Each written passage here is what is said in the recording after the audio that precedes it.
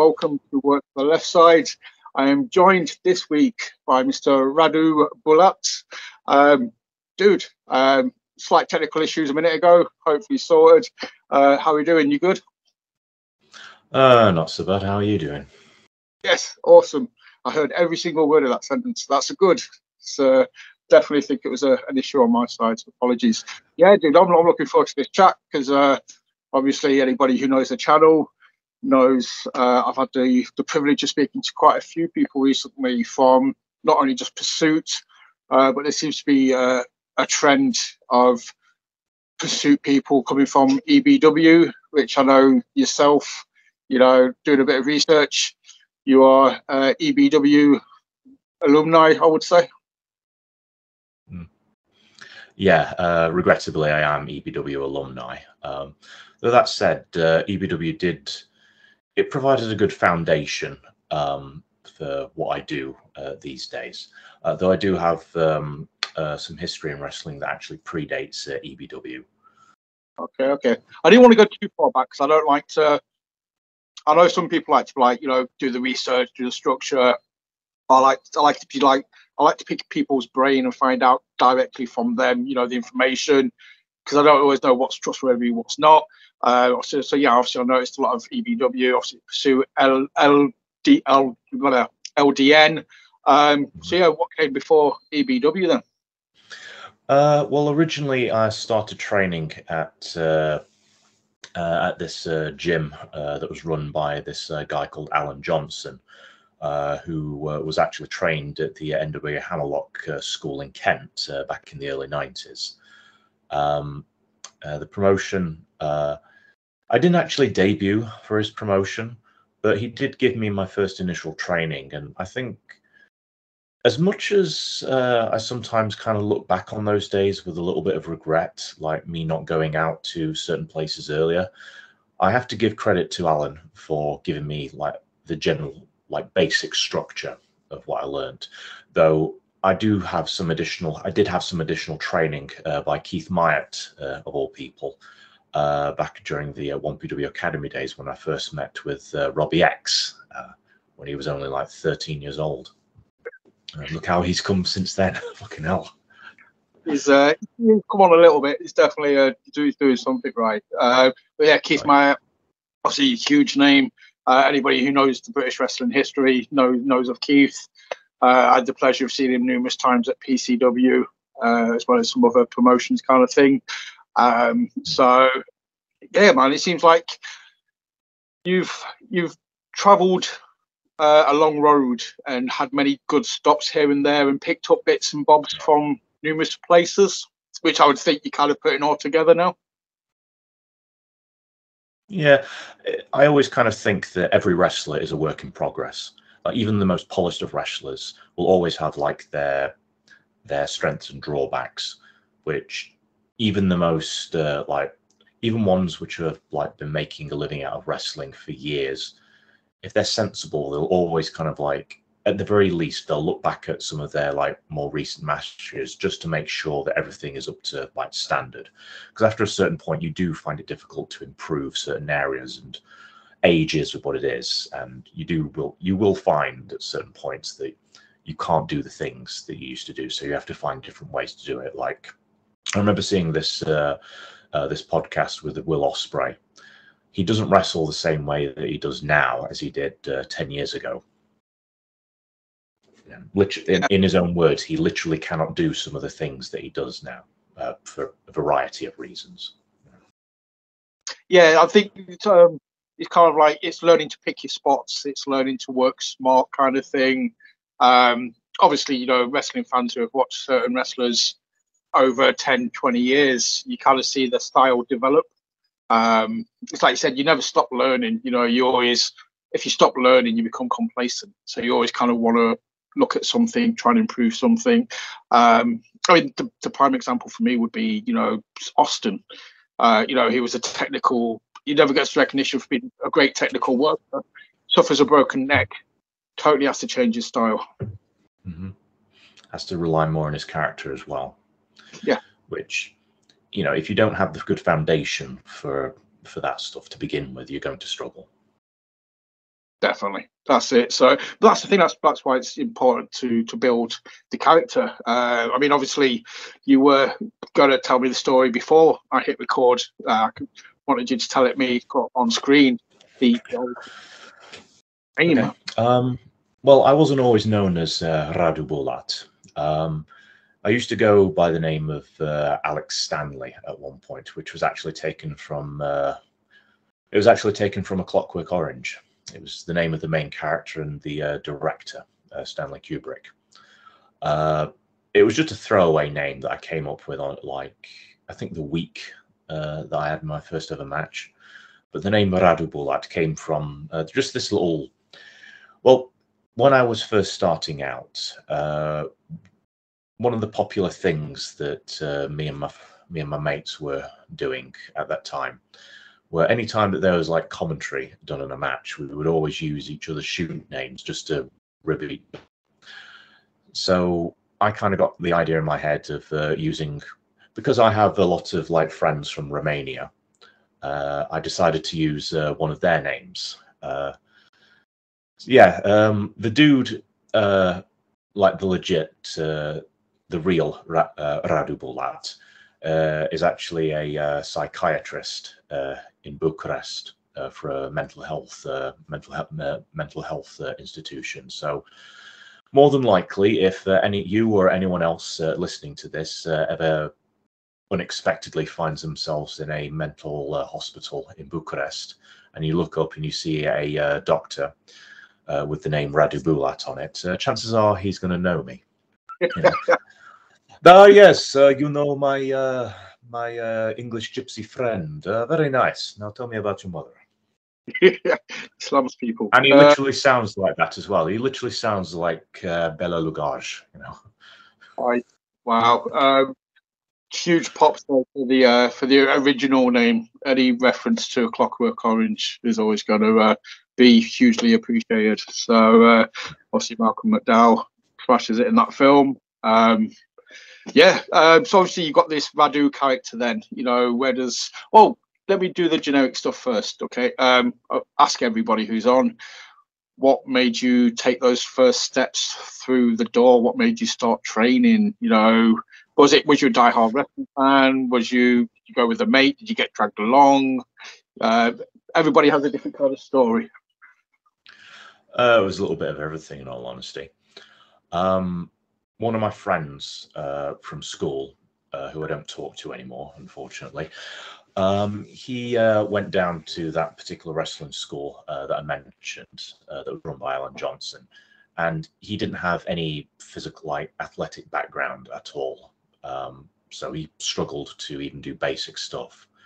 But he gave me like the address and the timetable and everything that was necessary, and I just kind of thought to myself, all right, I'll give it a go, because I've wanted for years to like try and find a way to get into the wrestling business, because you know you see Tough Enough and things like that, and you start to think, how do you get into wrestling in this country? Because it's not like keep in mind this is like the mid 2000s. It wasn't like you could just do a simple Google search like it is today, and you find, like, you know, half a dozen different wrestling schools. So yeah, I just went down there and basically got exercised half to death and stretched out by this MMA fighter, and I loved it so much I went back there for a good 2 years. You know, before other stuff happened in my life, and you know, things happen as they do. But yeah, I kind of like decided that I wanted to give it a go, and at the very least, I didn't want to like end up in my 40s or my 50s, you know, way past my physical prime, you know, feeling that sense of regret that I'd never like tried, you know. But it's better in many ways to have like gone out there, tried your best and failed, than to like live with the regret that you never tried for the rest of your life, you know. Oh, definitely, yeah. That type of stuff can kill you. Yeah. Well, that's it. At least, you know, you like. I mean, obviously, you're still doing it, so you know you're doing something right. It's not like you've tried and you failed. But you know, that was a possibility. But thankfully, that's not the case. And obviously, like I said, you've had you've had a road, obviously leading you to, like I say, EPW, currently to Pursuit. Obviously, I spoke to Mr. Ellis Barker a couple of weeks ago. You know, I was talking about the match that you and him had recently. Oh yeah. How you find, obviously, again, I've spoken to a lot of people from Pursuit, and I just like to pick the brains. You know, you've been to various schools. How are you finding it? You know, in the house of that Pursuit built on at the minute. Honestly, I will say this, and I've told Nathan and Liam this to their faces. I didn't have high expectations of Pursuit Pro Wrestling when it first opened up, because I've been to literally dozens of different wrestling schools. They'll all promise you, well, all the ones that I went to anyway, they all will promise you the world.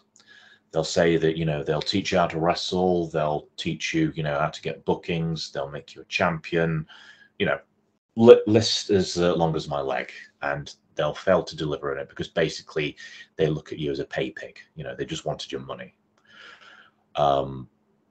This Pursuit Pro Wrestling was easily, it surprised me in the first few weeks, and after a couple of months of going there, I noticed a significant jump in the quality of my work. Granted, of course, it was like post-COVID, and I hadn't been wrestling or even necessarily doing anything training related outside of going to the gym for a good number of months.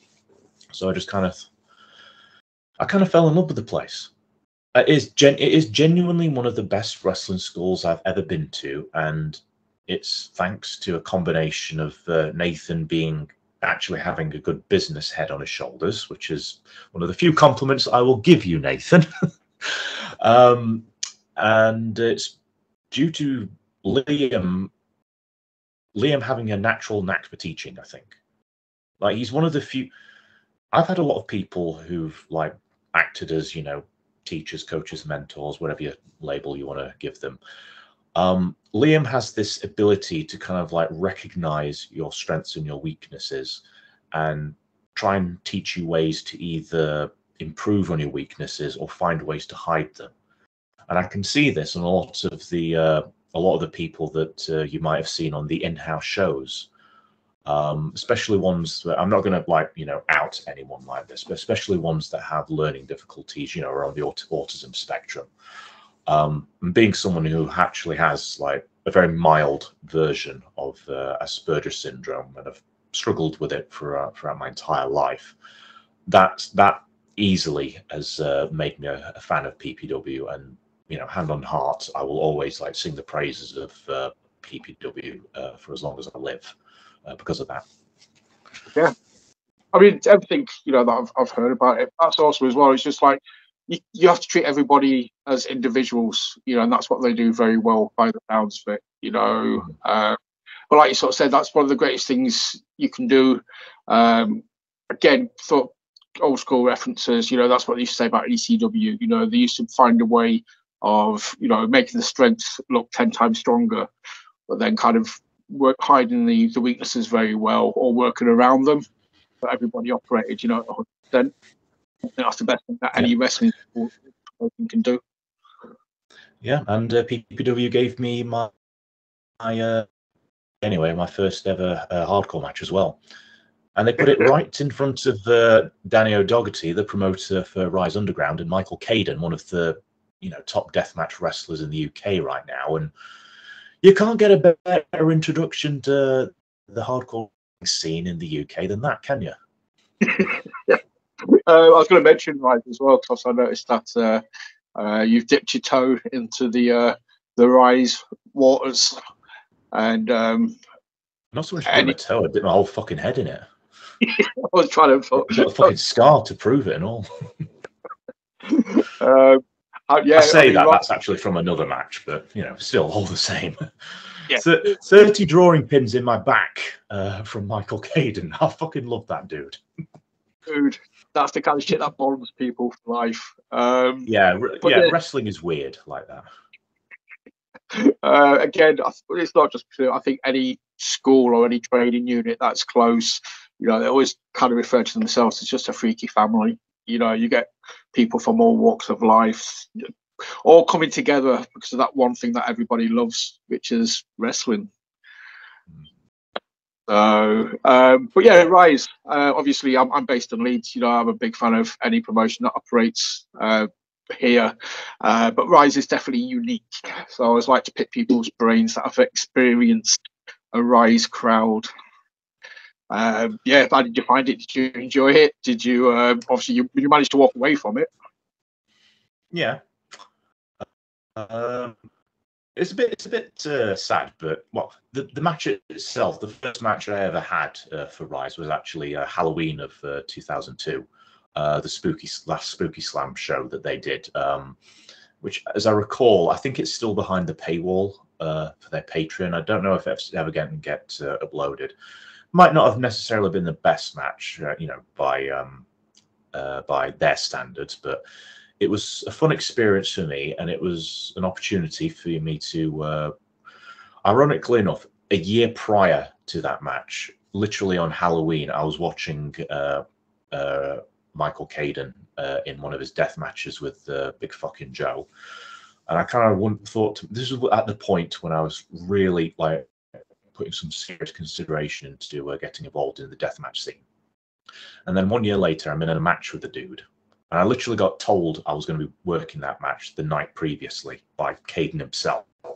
Like, he basically messaged me on Instagram and said, yeah, so available tomorrow for the show in Sheffield? We might have like a 5-minute match. And I was like, yes. Though it's not the first time I actually worked Caden. The first time I actually worked Caden was during the summer. I don't know if you remember, there was that incident in Coventry with that promotion CCW.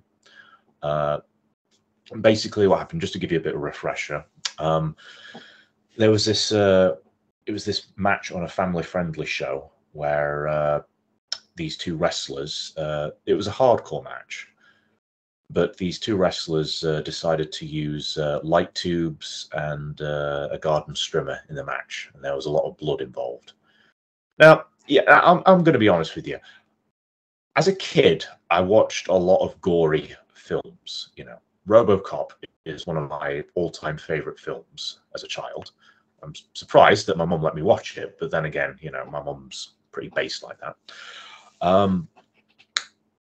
But when you do stuff like that in front of an audience that is paying for family-friendly stuff, you know, the kids are probably gonna like it in some weird way, but you know, the mothers, they're not gonna like that stuff, and they're the ones that are paying for the tickets. So, and also they had a bit of they created a bit of a fuss, and it got viral for the wrong reasons.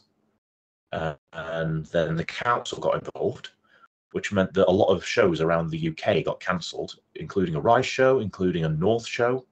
North doesn't even really do death matches. In fact, I don't even think they've even done a death match besides like the one match that they had with Clint Majera and Rory Coyle earlier this year. And I lost 3 bookings because of that. But anyway, slight tangent aside. I got a call on a Sunday,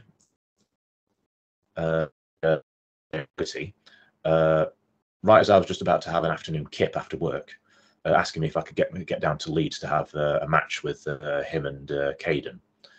Now, we hadn't even finished the conversation. I'd already got my bag halfway packed. It was a no-ring match in a bar in Leeds, which I think people who are actually there kind of already know at this point, but, you know, yeah, the whole... Literally within 2 hours' notice, I was down there. And 10 minutes after arriving at the venue and, you know, getting changed, I was getting the shit beaten out of me. Oh, I say that. I was getting, you know, beaten up by Caden and O'Doherty, and I ended up being suplexed through a television, like a widescreen television on the concrete. It's not the first time that's happened. And here's a funny story.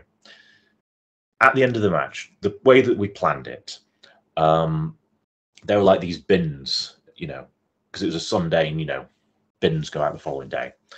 And the idea was that me and the young lad that I was with, we were just basically, you know, just getting beaten up by Danny and Kate. We were just going to get put down, and they were just going to, like, you know, dump the bin contents on us.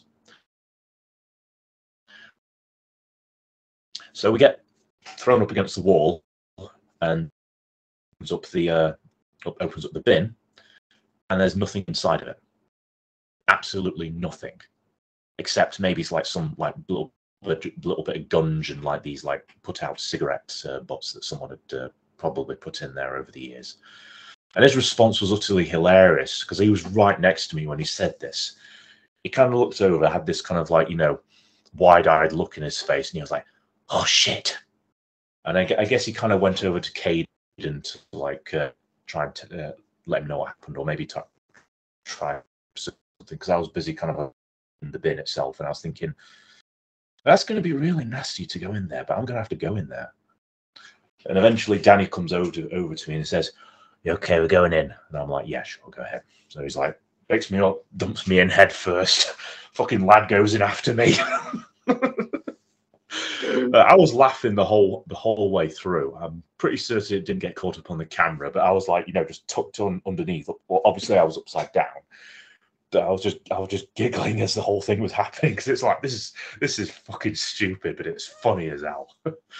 And the fans loved it as well, which is the most important bit. Obviously, yes, send them home happy. But it's just stuff like that, you know. You've got to go on the fly. You know, you'd like to think, you know, yeah, bins. It's going to be some stuff in there. Open it up.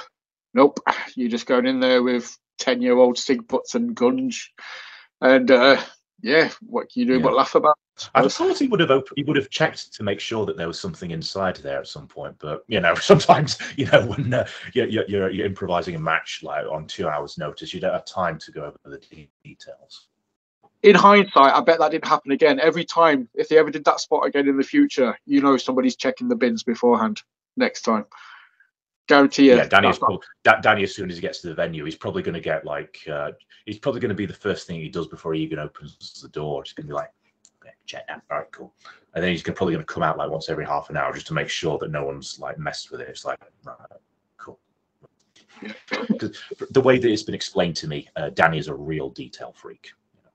Oh, there you go. Which is a good thing. It's a good thing. It's a good thing to have as a promoter. You know?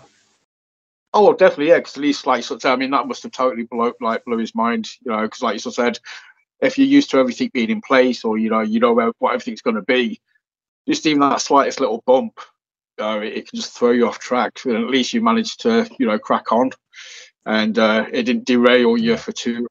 So, yeah, I mean, and it helped me get that Spooky Slam match as well.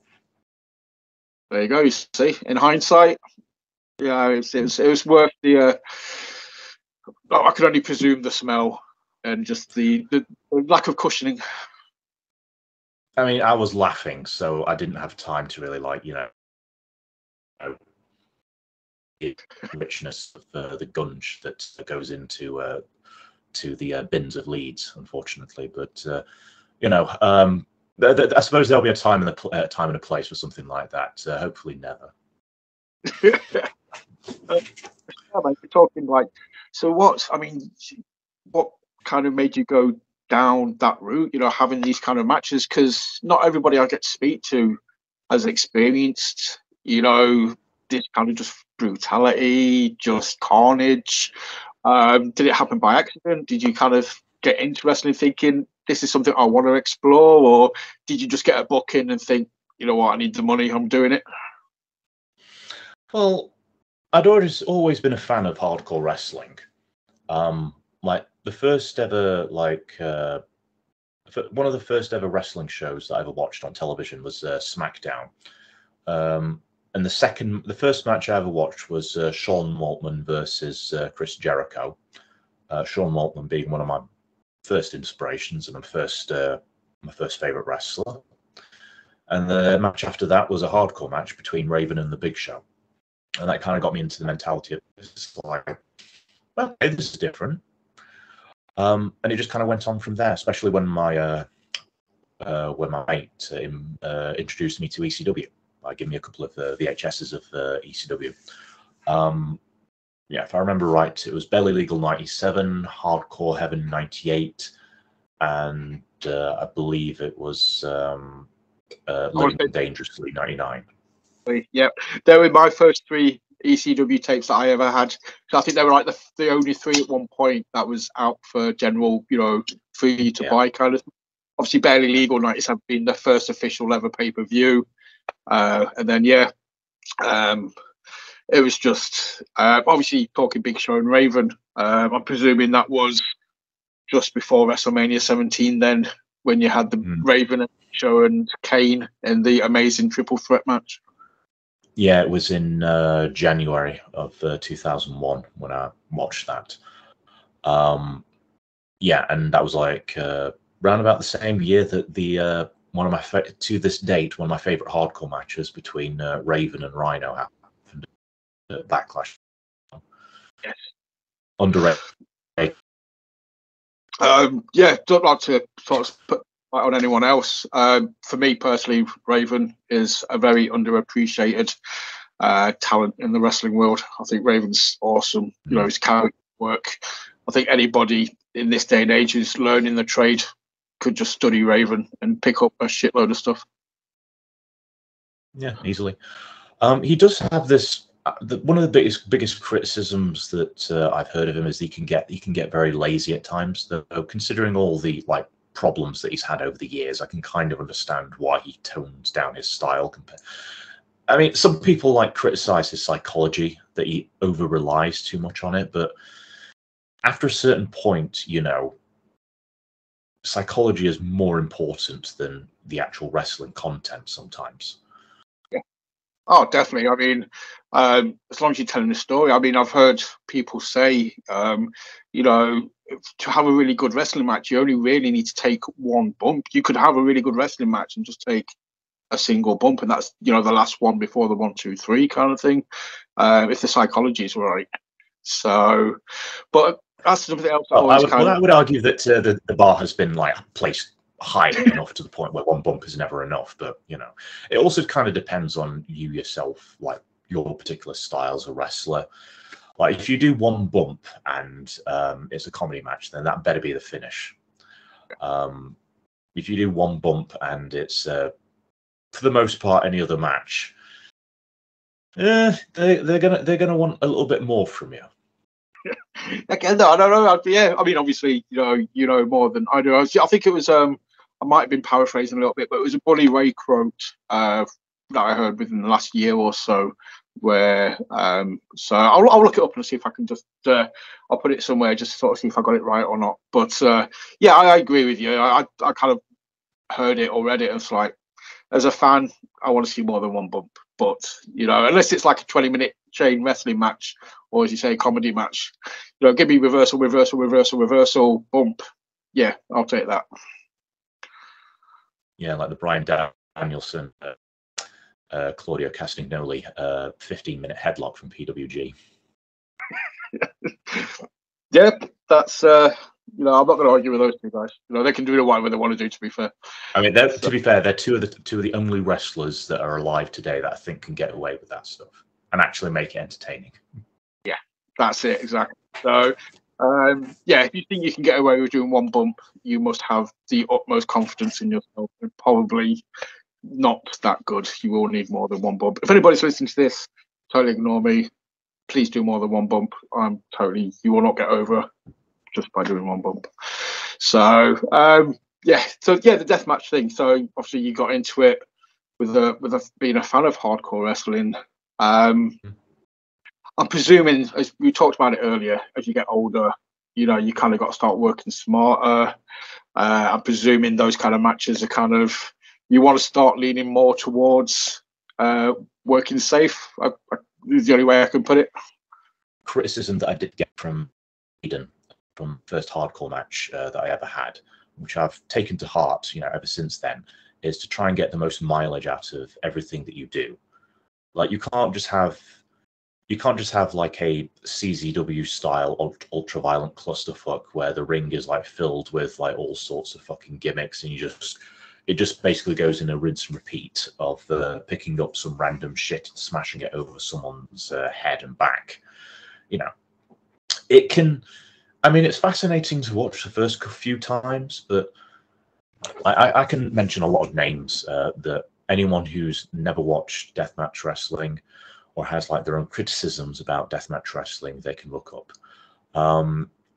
As far as like storytelling is concerned, no one is better than Masada. Of course, when you're trained by Shawn Michaels, you're not going to. At the very least, you're going to have like some competent fundamentals, which Masada does. You know, his strikes, his footwork, even his lockups they all look, you know, very good. They're all legit in many ways. For overall like technical style, if you want that super indie style, but in a way that kind of makes sense, Drake Younger, even now, is easily one of the top deathmatch wrestlers of all time. Decent wrestler. I mean, people can make criticisms about him personally, but as a wrestler, he's absolutely fantastic. And I will always like say Drake Younger versus Aero Boy. The matches that they've had this year alone will make you a fan of deathmatch wrestling. In fact, every single match that Drake Younger had for XPW during his stint there all of them have been phenomenal. Like from his debut match against the Body, who is one guy who I think is going to go far in the deathmatch scene sometime in the next couple of years. Even all the way to his last matches in XPW during their deathmatch tournament earlier this year, where unfortunately Drake broke his back and continued performing throughout the night with a broken back, which is never good to have. But he's back on his feet now, and he's had a phenomenal match with Aaron, which was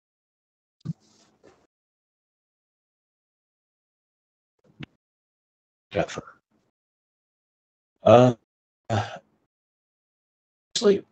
There's a good crop of people.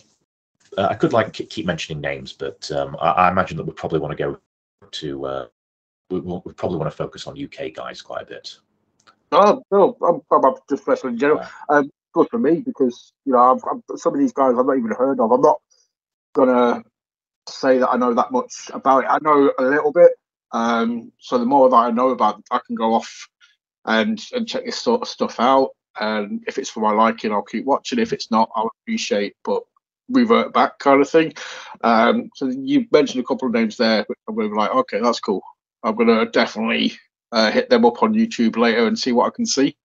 Because my only real experience with like the whole deathmatch stuff is what I would call like, you know, the mainstream sort of stuff like your GCW, obviously Nick Gage, you know, all that kind of stuff that gets a bit more publicity.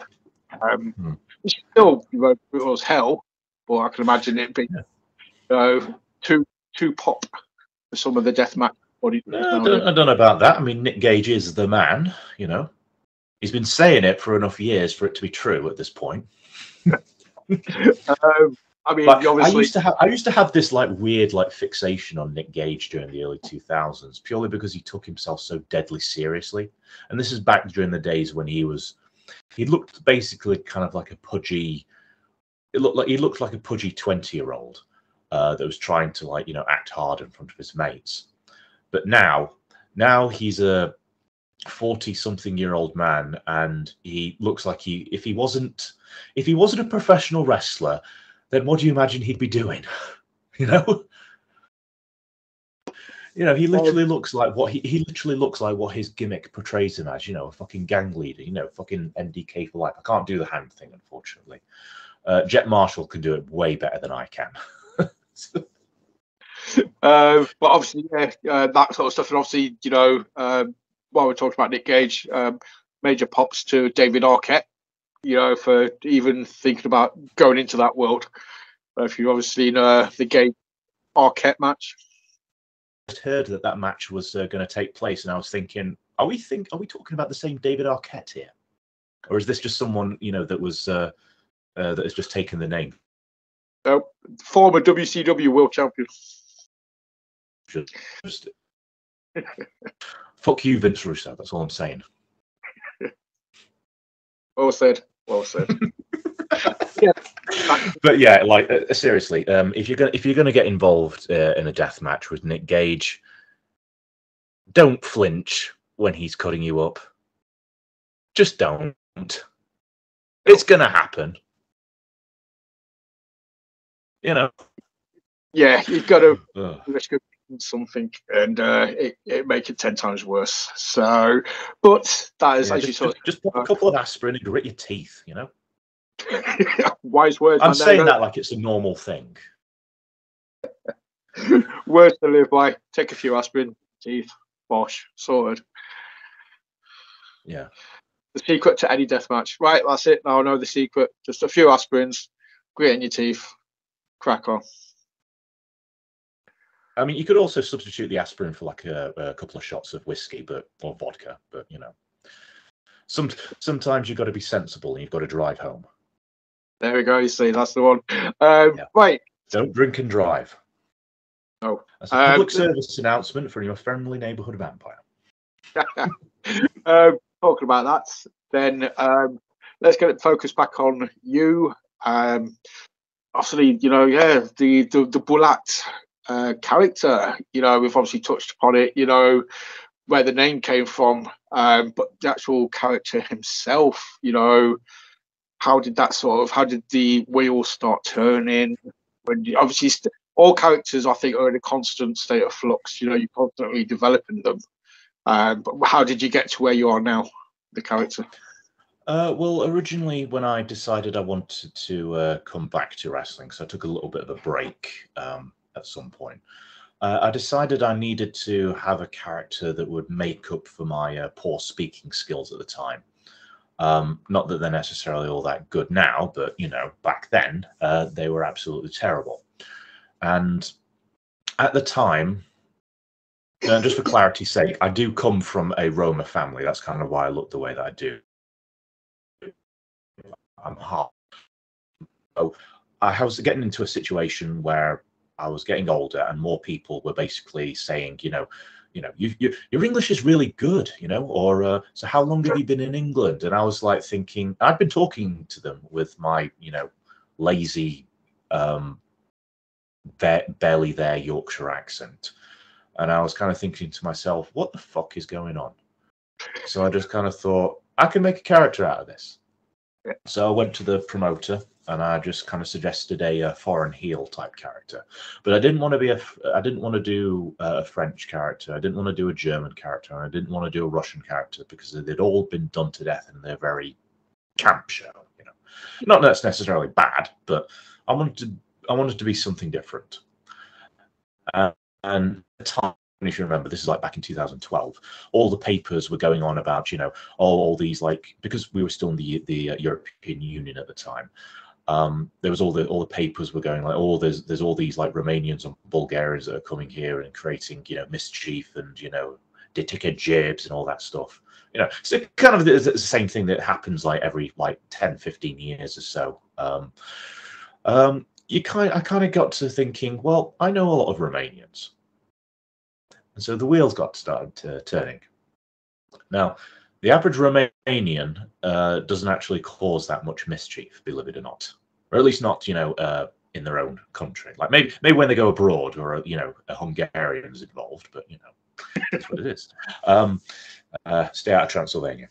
I'm serious, stay out of Transylvania. So yeah, I decided I'd create the Radu Bulat character. And I told my friend, the legit Radu Bulat, and he thought it was fucking funny that I was using his name. You know, he gave me his blessing. So yeah, it was originally just a foreign heel character, and I put on the Belo Lugosi voice. You know, I've come here to Yorkshire, and I have found you the most disgusting women in the entire world. The people of Yorkshire are notorious in Romania for being the most stupidest people on the planet. Stuff, you know, stupid stuff like that, just to get heat. And they were family-friendly shows, so it would all work, you know. though as time went on, I kind of got sick of it, because after a certain point, you do find yourself, it's difficult to maintain an accent if it's not your actual accent. I mean, I still find myself like many times with the letter R in it. Really, really boring like that. But then I kind of like started thinking, maybe I could start wearing a lot more darker colours. I've always hated wearing colours. Like even now, like I'm legit just wearing this here. Legit, the only colour that I'm wearing at the moment. You know, everything else is just black. My wardrobe is pretty much black. You know. It's if a song could be made about my life, it would be kind of like that full vibes blue, but just replace blue black, and it would probably be a death metal song. Or a black or some sort of like 90s Norwegian black metal song about, you know, how horrible life is and how everything in my life is black. But anyway, tangents aside, yeah, so I just kind of like added more things to it. I started wearing darker colors, coming out with a, you know, sort of a gothic cloak. Started doing the Count spot, which translated from EBW to PPW really well, and it's gotten over with a lot of the fans. And I literally came up with that just by watching. I was watching a Special K match from our Ring of Honor, and CM Punk was like on commentary, and he does the usual thing that he does when he's on commentary. He puts himself over.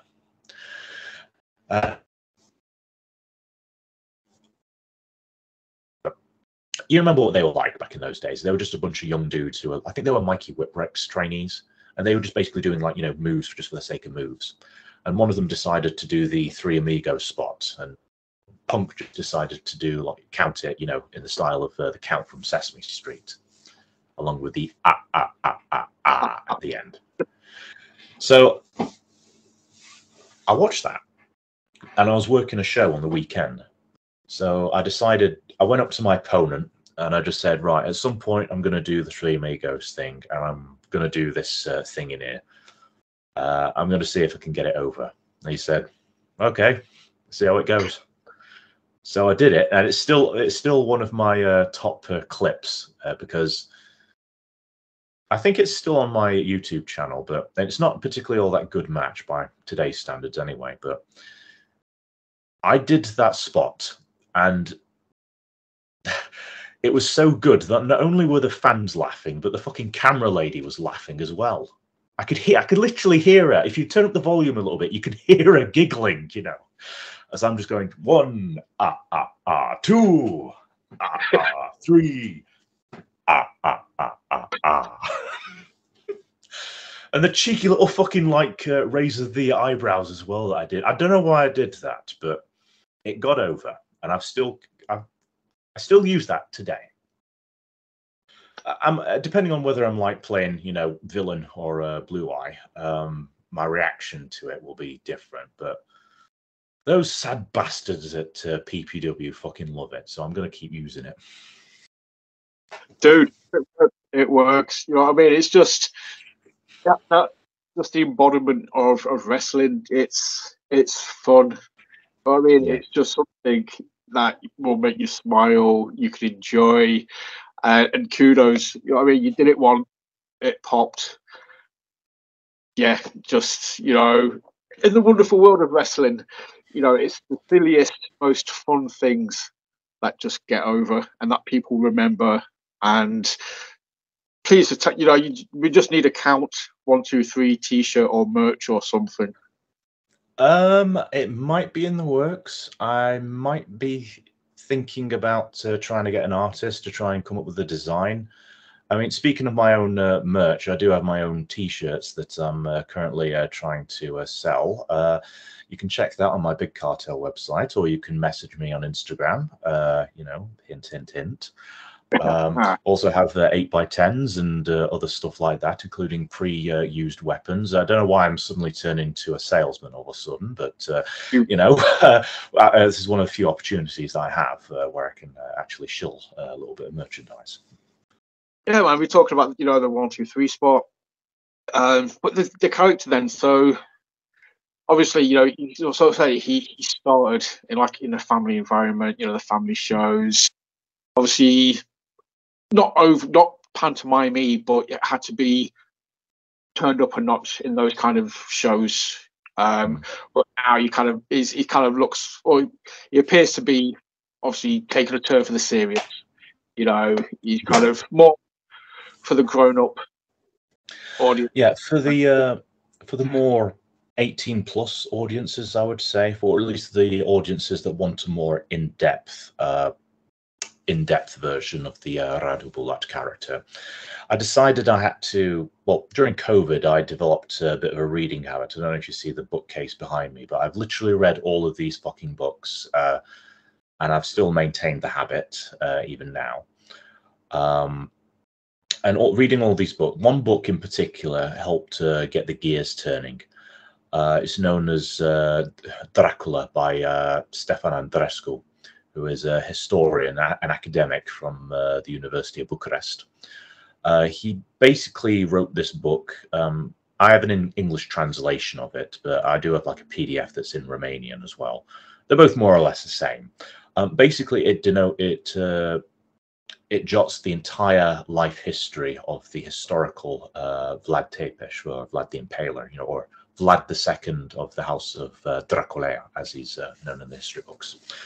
And also denotes like the propaganda efforts by the Hungarians and the Ottomans to try and discredit him, as well as like the, you know, propaganda efforts by the Vlach people to basically say, well, let me put it this way. Both the propaganda efforts by both sides were more or less the exact same.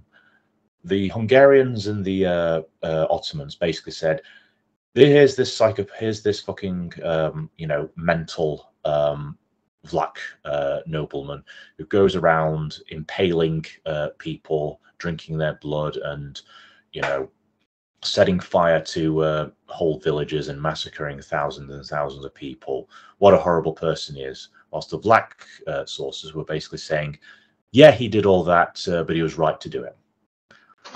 Which probably shows you the mentality of many Romanians historically.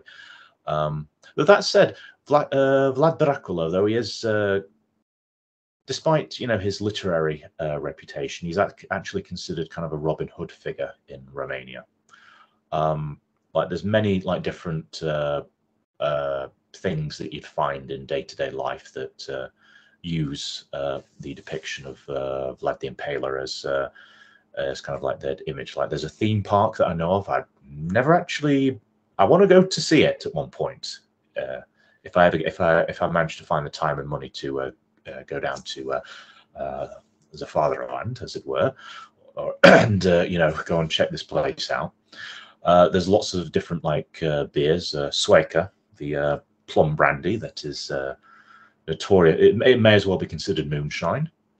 Lots of different candles and lots of other little gizmos and gadgets that are probably just overpriced stuff that they sell to tourists, which basically means I'm going to go bankrupt if I ever go visit to these places. I'm pretty much going to buy the entire gift shop. I'm going to be honest with you. Yeah, I'm not going to get through customs, you know. Yeah. But anyway, I went off on another tangent there. Basically, that book got the gears turning. So I started trying to think to myself, okay, how would the historical Vlad the Impaler, how would they behave in the modern world, and how would they be translated into the weird and wacky world of wrestling?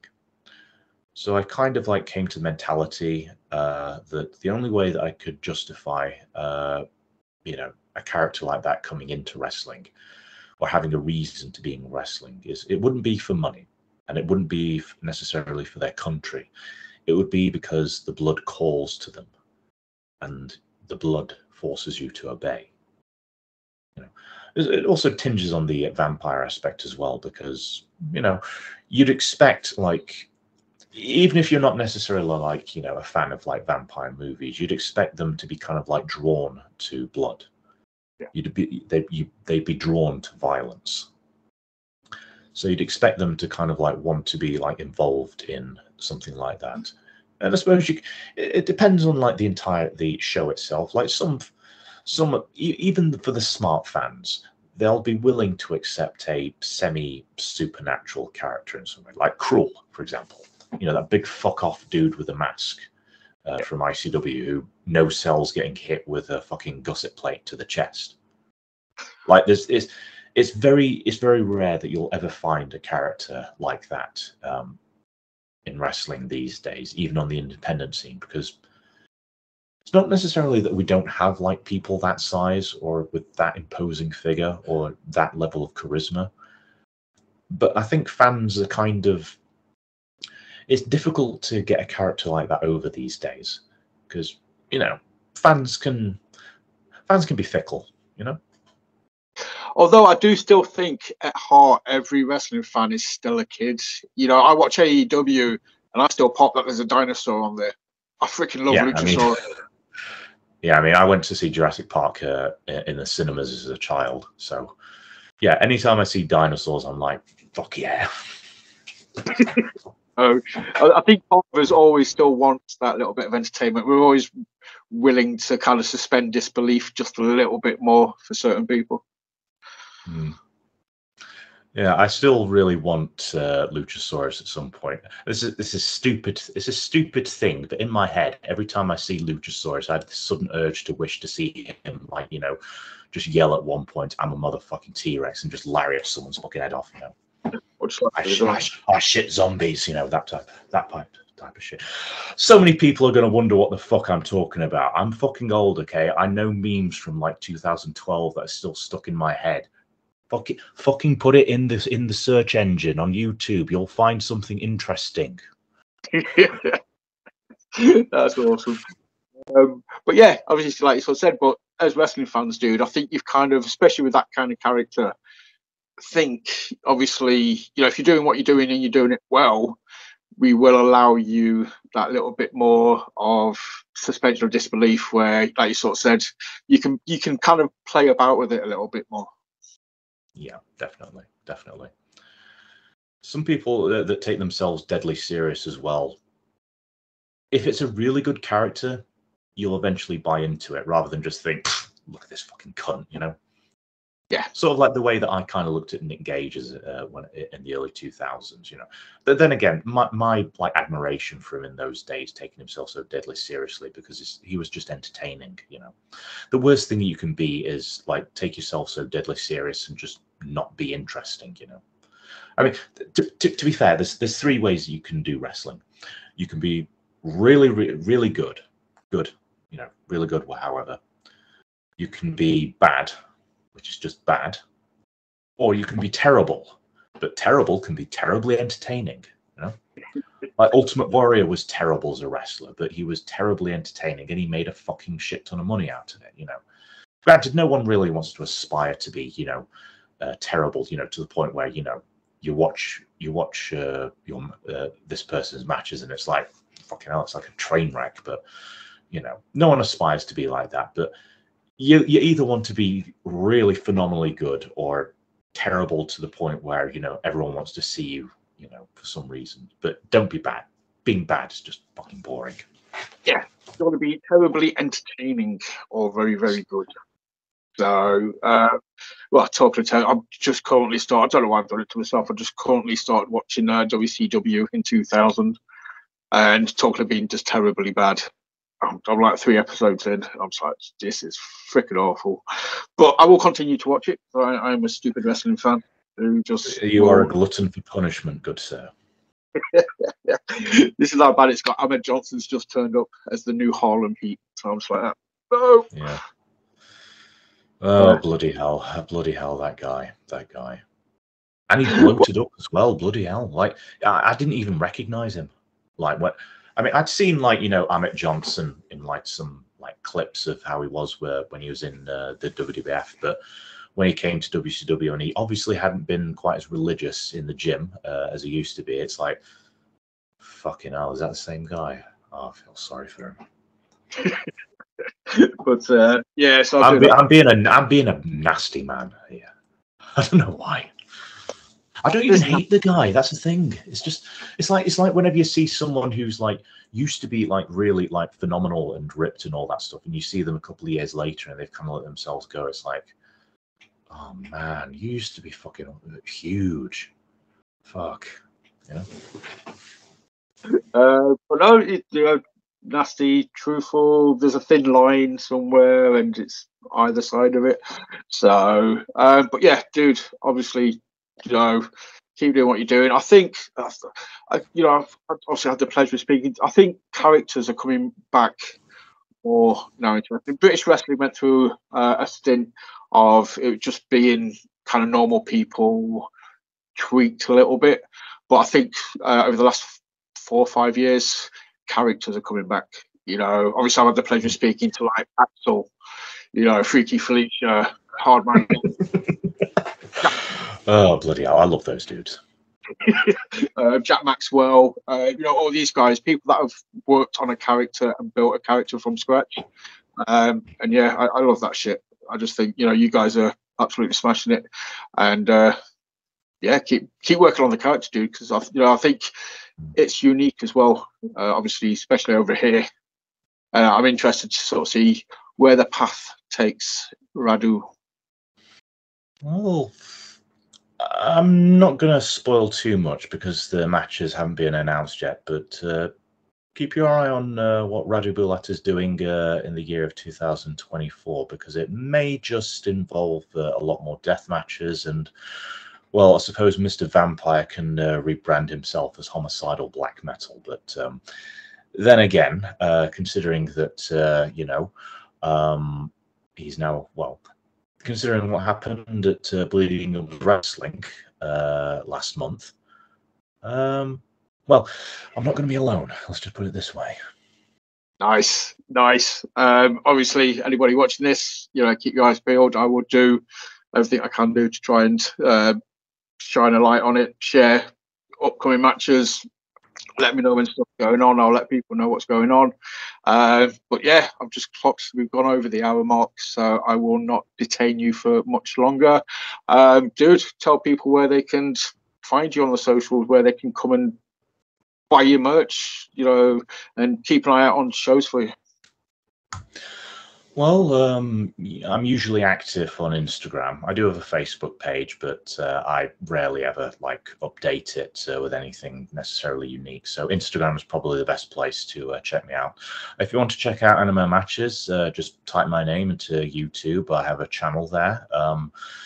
And yeah, just generally keep an eye on any of the deathmatch scene in the UK at the moment, and check out my Big Cartel site, or message me on Instagram if you want any merch. I have t-shirts, 8x10s, used weapons from matches, and yes, come and give me that fucking sweet cash, or I'll come round your house and I'll stab you with something like this. Gosh. Straight there, right? Obviously, as I said earlier, dude, I'll tag you in stuff. I'll link the YouTube channel in the episode description. People will know where to find you, once I've done all this.